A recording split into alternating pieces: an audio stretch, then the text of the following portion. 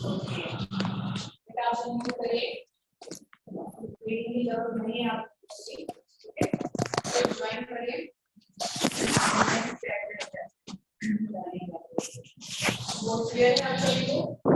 Good morning students. Good morning ma'am. आवाज आ रही है? Yes ma'am. Yes ma'am. Yes ma'am. Okay.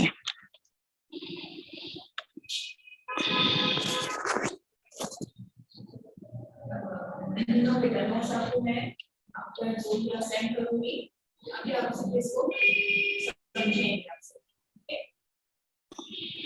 जब मैं एक्सप्लेन करूंगी आप सभी को ज्यादा जब मैं एक्सप्लेन करूंगी तो आप सभी के ऑडियो जो है ऑन रहना चाहिए। एकदम कॉपी और टेक्स्ट बुक आपको। Okay, now let's start Hindi grammar chapter 16। Okay, Hindi grammar में चैप्टर 15 तक कंप्लीट हो गया था हमारा। आज हम स्टार्ट करते हैं चैप्टर 16 सर्वनाम। ओके, सर्वनाम प्रोनाउन। क्या होता है सर्वनाम बताइए, पढ़े हो ना सर्वनाम?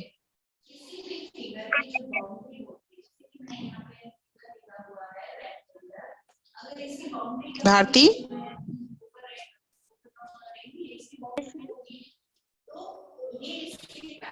आवाज आ रही है ना मेरी? Yes ma'am. Yes ma'am. हाँ बताओ फिर, सर्वनाम पढ़े हो ना आप लोग? बताइए क्या होता है सर्वनाम? मैम जो संज्ञा के नाम पे देश पे होता है वही सर्वनाम कहलाता है। अच्छा ठीक, ओके स्टार्ट करते हैं ना। देखिए एक यहाँ पर पिक्चर दिख रहा है आपको डॉग का, उसके मुंह में क्या है? रोटी है। कुत्ता है, नीचे नंदी है, और ये उसके मुंह में क्या है?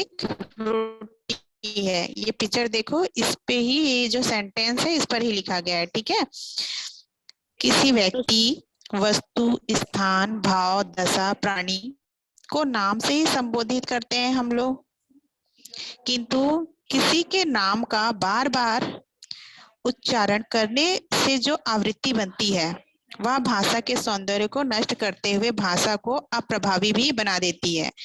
ठीक है, जब हम उसी व्यक्ति का बार बार नाम लेंगे या कोई भी चीज है उसी को बार बार उस चीज का उच्चारण करते हैं तो वो क्या होगा, वो जो भाषा है भाषा के सौंदर्य को क्या करता है? नष्ट कर देता है, और वो जो भाषा है वो क्या लगती है हमें? अप्रभावी लगती है।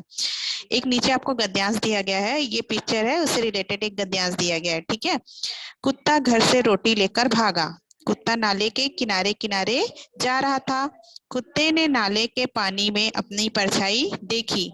कुत्ता लालच में फंस गया। जब कुत्ते ने भौंकना चाहा तो कुत्ते के मुंह से रोटी गिर गई। यहाँ देखिए जो गद्यांश दिया है, यहाँ कुत्ता शब्द का प्रयोग बार बार करने से जो गद्यांश है उसकी रोचकता क्या हो गई है? खत्म हो गई है। बार बार यहाँ क्या हो रहा था? कौन सा शब्द यूज हो रहा है? यहाँ पर बार बार कुत्ता शब्द यूज हो रहा है, जिससे ये जो सेंटेंस लिखे गए हैं वो क्या हो गए हैं?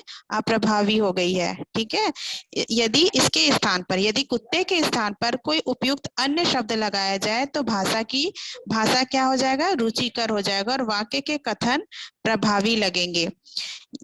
अब इस सेंटेंस को देखिए, जहां पर कुत्ता लगा था, कुत्ता कुत्ता बार बार उच्चारण हो रहा था, वहां पर हम दूसरे सेंटेंस लगा के देखते हैं कि ये सेंटेंस ज्यादा अच्छा है कि यहाँ जहां पर बार बार उस चीज का उच्चारण, कुत्ते का उच्चारण हो रहा था, वो जो पंक्तियां हैं वो ज्यादा अच्छी है। अब देखिए दोनों में अंतर देखिएगा। कुत्ता घर से रोटी लेकर भागा, वह नाले के, अब यहाँ पर कुत्ता था, कुत्ता नाले के किनारे किनारे जा रहा था, वहां पर हमने कुत्ता की जगह क्या लगा लिया? यहाँ पर वह नाले के किनारे किनारे जा रहा था। उसने, यहाँ पर भी कुत्ता शब्द यूज हुआ था, उसकी जगह हमने उसने नाले के पानी में अपनी परछाई देखी। वह लालच में फंस गया। जब उसने भौंकना चाहा तो उसके मुंह से रोटी गिर गई। दोनों सेंटेंस में डिफरेंस है। उपयुक्त गद्यांश में कुत्ते की जगह पर वह, उसने शब्द का प्रयोग कर कुत्ते को संबोधित किया गया है। ये क्या है? हमारे सर्वनाम कहलाते हैं। ओके, जो शब्द संज्ञा के स्थान पर प्रयोग किए जाते हैं वे सर्वनाम कहलाते हैं। संज्ञा के स्थान पर, संज्ञा क्या होता है? किसी वस्तु, स्थान, प्राणी, भाव, दशा, इसके नाम को क्या कहा जाता है? संज्ञा कहा जाता है। इसके स्थान पर जो शब्द प्रयोग किए जाते हैं उन्हें क्या कहते हैं? हम सर्वनाम कहते हैं। जैसे तू, तुम, वह, उन्हें, उनका, आप आदि, ये सब क्या है? हमारे सर्वनाम कहलाते हैं। क्लियर हुआ यहाँ तक सबको? Yes ma'am. कोई डाउट है? No ma'am. ओके, अब देखिए सर्वनाम के भेद मीन्स प्रकार, काइंड्स ऑफ प्रोनाउन। ठीक है, सर्वनाम के कितने भेद होते हैं? सर्वनाम के 6 भेद होते हैं। पुरुषवाचक सर्वनाम, पुरुषवाचक सर्वनाम, निश्चयवाचक सर्वनाम, अनिश्चयवाचक सर्वनाम, प्रश्नवाचक सर्वनाम, संबंधवाचक सर्वनाम और निजवाचक सर्वनाम। पुरुषवाचक सर्वनाम, इसके कितने भेद हैं? हमारे सर्वनाम के कितने भेद हैं? 6 भेद हैं। ठीक है, पुरुषवाचक सर्वनाम, निश्चयवाचक सर्वनाम, अनिश्चयवाचक सर्वनाम, प्रश्नवाचक सर्वनाम, संबंधवाचक सर्वनाम, निजवाचक सर्वनाम। अब एक एक सर्वनाम का हम लोग डेफिनेशन पढ़ते हैं। ठीक है, फर्स्ट है पुरुषवाचक सर्वनाम। क्या होता है पुरुषवाचक सर्वनाम? जिन सर्वनामों का प्रयोग वक्ता अपने लिए, सुनने वाले के लिए तथा किसी अन्य के लिए करता है उन्हें पुरुषवाचक सर्वनाम कहते हैं। वक्ता मीन्स जो बोल रहा है। ठीक है, जिन सर्वनामों का प्रयोग वक्ता अपने लिए करता है, जैसे मैं, हम, और सुनने वाला, सुनने वाले के लिए श्रोता मीन्स जो सुन रहा है, सुनने वाले के लिए करता है, जैसे तुम, आप, या किसी अन्य की ओर संकेत करते हुए कहते हैं वह, वे, ये सभी क्या होंगे? पुरुषवाचक सर्वनाम कहलाते हैं। क्लियर है ये? Yes ma'am. पुरुषवाचक सर्वनाम तक क्लियर हुआ? Yes ma'am. ओके, पुरुषवाचक सर्वनाम के भी 3 भेद होते हैं। फर्स्ट था पुरुषवाचक सर्वनाम, इसके भी 3 भेद हैं। फर्स्ट है उत्तम पुरुष। ओके, उत्तम पुरुषवाचक सर्वनाम क्या होता है? ये उत्तम पुरुषवाचक सर्वनाम, जो सर्वनाम शब्द वक्ता अपने लिए प्रयोग में लाते हैं। अभी हमने पढ़ा था वक्ता मीन्स जो बोल रहा है। ठीक है, हम खुद अपने लिए जो प्रयोग में लाते हैं, वक्ता अपने लिए जो प्रयोग में लाते हैं, ऐसे सर्वनामिक शब्द को उत्तम पुरुषवाचक सर्वनाम कहते हैं। पुरुषवाचक सर्वनाम के भी 3 भेद हैं। उत्तम पुरुषवाचक सर्वनाम, अन्य उत्तम पुरुषवाचक सर्वनाम, अन्य मध्यम पुरुषवाचक सर्वनाम। ठीक है, उत्तम पुरुषवाचक सर्वनाम क्या होगा? जो सर्वनाम शब्द वक्ता अपने लिए प्रयोग में लाते हैं, ऐसे सर्वनामिक शब्द को उत्तम पुरुषवाचक सर्वनाम कहते हैं। उदाहरण के लिए, मैंने देखा, हमने देखा, हम कल जाएंगे, पुस्तक हमारी है। मीन्स उपयुक्त वाक्यों में मैंने, हमने, हम, हमारी शब्द क्या है? उत्तम पुरुषवाचक सर्वनाम है, क्योंकि ये जो शब्द है वो अपने लिए यूज हुआ है। ठीक है, क्लियर? Yes ma'am. इसका हाँ, अब इसका सेकंड पार्ट क्या होगा? इसका दूसरा रूप है मध्यम पुरुषवाचक सर्वनाम। पुरुषवाचक सर्वनाम का पहला हम पढ़े थे उत्तम पुरुष सर्वनाम, दूसरा है मध्यम पुरुषवाचक सर्वनाम। जिन सर्वनाम शब्दों का प्रयोग वक्ता सुनने वाले के लिए करता है उसे मध्यम पुरुषवाचक सर्वनाम कहते हैं। मीन्स जो वक्ता है, जो बोल रहा है, वो क्या करता है? जिन सर्वनाम शब्दों का प्रयोग सुनने वाला, जो सामने वाले होते हैं ना, श्रोतागण होंगे, उनके लिए करता है, तो वहां पर मध्यम पुरुषवाचक सर्वनाम होता है। जिन सर्वनाम शब्द का प्रयोग वक्ता सुनने वाले के लिए करता है उसे मध्यम पुरुषवाचक सर्वनाम कहते हैं। उदाहरण के लिए देखिए, तुम क्यों चिंता करते हो? यहाँ पर ये तुम दूसरे के लिए प्रयोग हुआ है, जो सामने वाला है उसके लिए। तुम्हें कुछ नहीं होगा, तेरा घर जाना जरूरी है, तू क्या सोच रहा है? इन सब में तुम, तुम्हें, तेरा, तू, ये सब किसके लिए प्रयोग हुआ है? श्रोता के लिए, जो सामने सुनने वाला है उसके लिए। वक्ता, वक्ता मीन्स जो खुद है वो, दूसरे के लिए, श्रोता के लिए जो प्रयोग कर रहे हैं, वहां पर कौन सा सर्वनाम होगा? मध्यम पुरुषवाचक सर्वनाम। क्लियर हुआ? Yes ma'am. क्लियर है ना?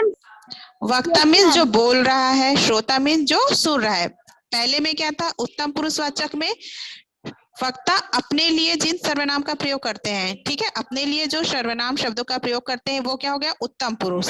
मध्यम पुरुष में क्या, वक्ता जिन सर्वनाम शब्दों का प्रयोग सुनने वाले के लिए, श्रोता के लिए करता है, वहां पर क्या होगा, मध्यम पुरुषवाचक सर्वनाम। ओके, अब थर्ड है अन्य मध्यम पुरुषवाचक सर्वनाम। अन्य मध्यम पुरुषवाचक सर्वनाम क्या होगा, या अन्य पुरुषवाचक सर्वनाम जिन सर्वनाम शब्द का प्रयोग किसी अन्य अप्रत्यक्ष के लिए किया जाए उसे अन्य पुरुषवाचक सर्वनाम कहते हैं। अब फर्स्ट में क्या था, अपने लिए, वक्ता अपने लिए कर रहा था। दूसरे में क्या था, श्रोता के लिए कर रहा था, जो सामने वाला सुनने वाला है उसके लिए कर रहा था। लेकिन जो थर्ड है अन्य मध्यम पुरुषवाचक सर्वनाम है, अन्य पुरुषवाचक सर्वनाम है, वो किसके लिए है, जो अप्रत्यक्ष है, जो दिखाई नहीं देता, किसी तीसरे के लिए जो प्रयोग किया जाता है उसको क्या कहते हैं हम, अन्य पुरुषवाचक सर्वनाम। जिस सर्वनाम शब्द का प्रयोग किसी अन्य अप्रत्यक्ष के लिए किया जाए उसे अन्य पुरुषवाचक सर्वनाम कहते हैं। उदाहरण के लिए, वह कल पटना जाएगा, वह कल पटना जाएगा, यहाँ पर क्या है, वह को हम नहीं जान रहे हैं, वो तो हमें दिखाई नहीं दे रहा है, कौन है हमको नहीं पता, उससे फुर्सत नहीं है। यहाँ पर भी क्या है, जिन अप्रत्यक्ष मतलब जो दिखाई नहीं दे रहे हैं उनके बारे में बात की जा रही है, उनको संबोधित किया जा रहा है, तो यहाँ पर कौन सा सर्वनाम होगा, अन्य पुरुषवाचक सर्वनाम। उन्होंने मुझे फोन किया, वे अपना काम करते हैं। उपयुक्त वाक्यों में नए शब्द वह, उसे, उन्होंने तथा वे किसी अन्य अप्रत्यक्ष व्यक्ति के लिए प्रयोग में किया गया है, प्रयोग में लाया गया है, अतः ये अन्य पुरुषवाचक सर्वनाम कहलाते हैं। क्लियर हुआ? Yes ma'am. सर्वनाम का फर्स्ट भेद है पुरुषवाचक सर्वनाम, ठीक है। पुरुषवाचक सर्वनाम के तीन भेद थे, उत्तम पुरुष, मध्यम पुरुष और अन्य पुरुष। ये तीनों पुरुष क्लियर हो गए आपको? यस और no? Yes ma'am. Yes ma'am. Okay, अब देखिए सर्वनाम का सेकंड क्या था, सेकंड भेद क्या था, निश्चयवाचक सर्वनाम, ठीक है।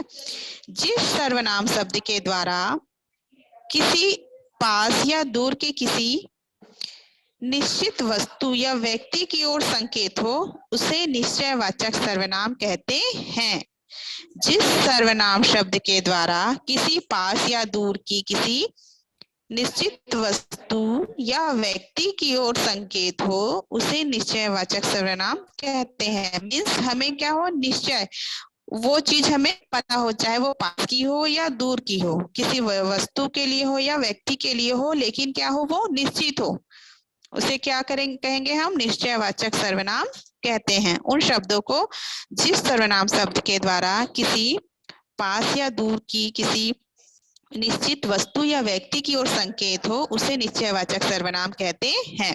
उदाहरण के लिए देखिए, वह नीता की गाय है, दूर से इशारा करके बता रहे हैं वह नीता की गाय है, लेकिन निश्चित है कि वह नीता की गाय है। यह मेरी पुस्तक है, हमें पता है पास में रखी हुई है पुस्तक, उसको दिखाते हुए संकेत करते हुए बोल रहे हैं कि यह मेरी पुस्तक है। यहाँ भी निश्चय है कि निश्चित है कि यह मेरी ही पुस्तक है। तो यहाँ पर जो वाक्यों में निकटवर्ती वस्तु के लिए या और दूर की निश्चित वस्तु के लिए वह का प्रयोग किया गया है, इसे हम निश्चयवाचक सर्वनाम कहते हैं। क्लियर?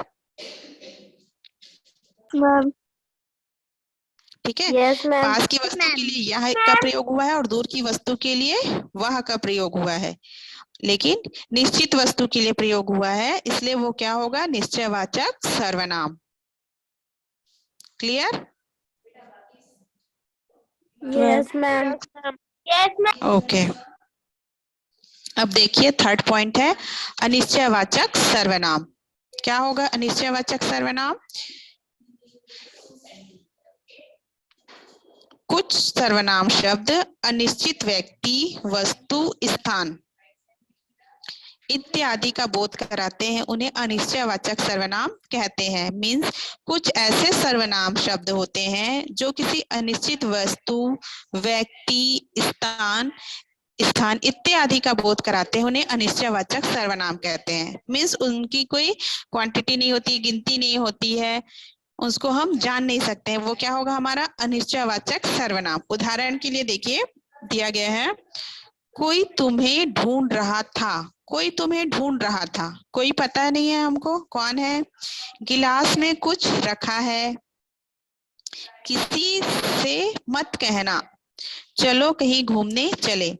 यहाँ पर जो कोई, कुछ, किसी, कहीं, ये जो है अनिश्चित शब्द हैं, ये जो शब्द है वो अनिश्चित है, ठीक है। ये क्या होंगे, क्योंकि यह किसी भी निश्चित व्यक्ति, स्थान, वस्तु का बोध नहीं कराती है, यह नाम नहीं बताती है, इसलिए यहाँ पर कौन सा सर्वनाम का प्रयोग हुआ है, अनिश्चयवाचक सर्वनाम, जिससे हमें किसी निश्चित व्यक्ति, वस्तु, स्थान का नाम का पता ना चले, वहां पर अनिश्चयवाचक सर्वनाम होता है। मीन्स कुछ सर्वनाम शब्द अनिश्चित व्यक्ति, जिसकी कोई गणना ना हो, जिसे हम नहीं जानते, उनकी क्वांटिटी नहीं जानते हैं, वो वस्तु कितनी है वो नहीं जानते, स्थान कौन सा है वो नहीं जानते हैं, वहां पर क्या होगा, अनिश्चयवाचक सर्वनाम होगा, जिसकी कोई संख्या निश्चित नहीं हो। Okay ma'am. क्लियर है? Yes ma'am. Yes ma'am.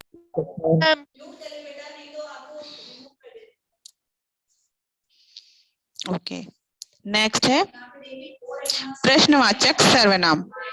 जिस सर्वनाम से किसी प्राणी, वस्तु, व्यक्ति, स्थान या क्रिया, व्यापार आदि से संबंधित प्रश्नों का बोध हो, उसे प्रश्नवाचक सर्वनाम कहते हैं। मीन्स जिस सर्वनाम से किसी प्राणी, वस्तु, स्थान, क्रिया, व्यापार आदि से संबंधित प्रश्नों का, इन सबसे रिलेटेड क्या होंगे, प्रश्न होंगे। जहां पर प्रश्न पूछा जाए, प्रश्न किया जाए, किसी वस्तु, स्थान, प्राणी या क्रिया, व्यापार के संबंधित कोई प्रश्न किया जाए, वहां पर प्रश्नवाचक सर्वनाम होगा, ठीक है, वो प्रश्नवाचक सर्वनाम कहलाते हैं। क्लियर है?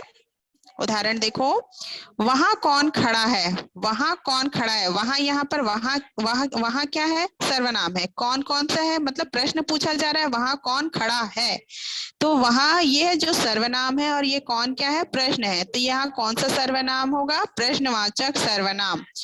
क्या हो गया, कहीं जाना है, हाथ में क्या है, कौन, क्या, कहीं, क्या, ये सब क्या होंगे हमारे, इनके द्वारा प्रश्न किया जाता है, ये सभी प्रश्नवाचक शब्द हैं, जिससे प्रश्नवाचक सर्वनाम बनते हैं। इन शब्दों में क्या में प्रयुक्त क्रिया, वस्तु से संबंधित प्रश्न का बोध होता है, ठीक है।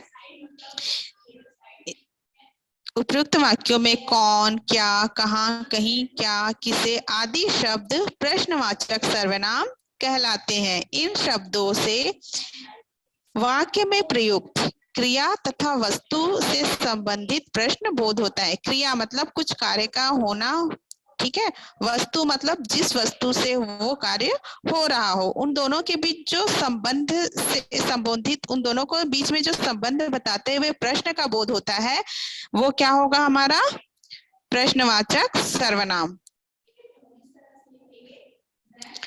क्लियर है? Yes yes ma'am. Ma'am. Clear है। पॉइंट है संबंधवाचक सर्वनाम। जिस सर्वनाम शब्द में वाक्य में आए दो संज्ञाओं के साथ संबंध स्थापित किया जाए, उसे संबंधवाचक सर्वनाम कहते हैं। मीन्स जो दो संज्ञाओं का क्या होगा, दो संज्ञा पढ़े हैं हमने इससे पहले, वस्तु, स्थान, प्राणी, इनके नाम होते हैं, ठीक है, तो उनके बीच जो संबंध बताए, उन दो चीजों के बीच अगर संबंध बताया जाए तो वहां पर कौन सा सर्वनाम होगा, संबंधवाचक सर्वनाम। उदाहरण, जो करेगा वो भरेगा। मीन्स जो करेगा वो भरेगा, यहाँ पर दो है, जो और वो। जो करेगा वो भरेगा, यहाँ पर दो व्यक्तियों के बारे में बोला जा रहा है, दो शब्द है, जो और वो। यहाँ पर जो और वो क्या हमारे सर्वनाम है, लेकिन दोनों क्या है, संज्ञा है, उनके बीच संबंध बता रहा है, तो यहाँ पर संबंधवाचक सर्वनाम का प्रयोग होगा। क्लियर है? Yes ma'am. Yes ma'am. Yes ma'am. Okay, and 6 point निजवाचक सर्वनाम। निज का शाब्दिक अर्थ है स्वयं। ठीक है, निज मीन्स क्या होगा? स्वयं, खुद को। जो सर्वनाम शब्द स्वयं के लिए प्रयुक्त होता है उसे निजवाचक सर्वनाम कहते हैं।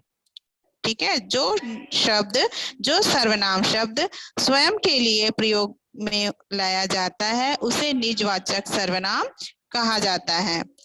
उदाहरण के लिए, हम अपने कर्तव्य से कभी ना चूकेंगे। हम मीन्स अपने लिए प्रयोग हो रहा है, हम अपने कर्तव्य से कभी नहीं चूकेंगे। मैं अपनी बहन से बहुत प्यार करती हूँ। मैं अपने लिए प्रयोग हो रहा है, अपनी बहन के लिए प्रयोग हो रहा है, तो अपना यहाँ पर भी अपना कर्तव्य बताया जा रहा है। तो इन शब्दों में कभी कभी आप शब्दों का प्रयोग भी अपने लिए करते हैं तथा तब यह निजवाचक सर्वनाम कहलाते हैं। ठीक है, अपने लिए जिन शब्दों का प्रयोग हम करते हैं, जिन सर्वनाम शब्दों का प्रयोग हम अपने लिए करते हैं, वहां पर निजवाचक सर्वनाम होता है, वो निजवाचक सर्वनाम कहलाता है। क्लियर है? यस मैम, क्लियर है। Yes ma'am. ओके, तो ये थे हमारे चैप्टर 16 सर्वनाम। सर्वनाम किसे कहते हैं, सर्वनाम के भेद मैंने आपको एक्सप्लेन कर दिया। कल मैं आपको ये चैप्टर पूछूंगी। ठीक है, सर्वनाम किसे कहते हैं, इनके भेद, इनके जितने भी भेद मैंने बताए हैं, एक्सप्लेन किए हैं, ये सारे आप मुझे अच्छे से एक्सप्लेन करके बताओगे कल। Okay, yes ma'am. क्लियर है ना? मैम यस क्लियर है यस मैम। मैम। ओके, तो मैं अभी ग्रुप में ये फिर से एक बार, जिनके पास बुक नहीं है, इनके पिक सेंड कर दूंगी। आप एक बार फिर से रीड कर लेना, इसे पढ़ लेना, समझ लेना, और कल इनके क्वेश्चन आंसर मैं आपसे पूछूंगी, आप मुझे इनके क्वेश्चन आंसर बताएंगे। Okay, yes ma'am. Yes ma'am. Class leave कर रहे हैं? Yes ma'am. Yes ma'am. Yes ma'am. Yes ma'am.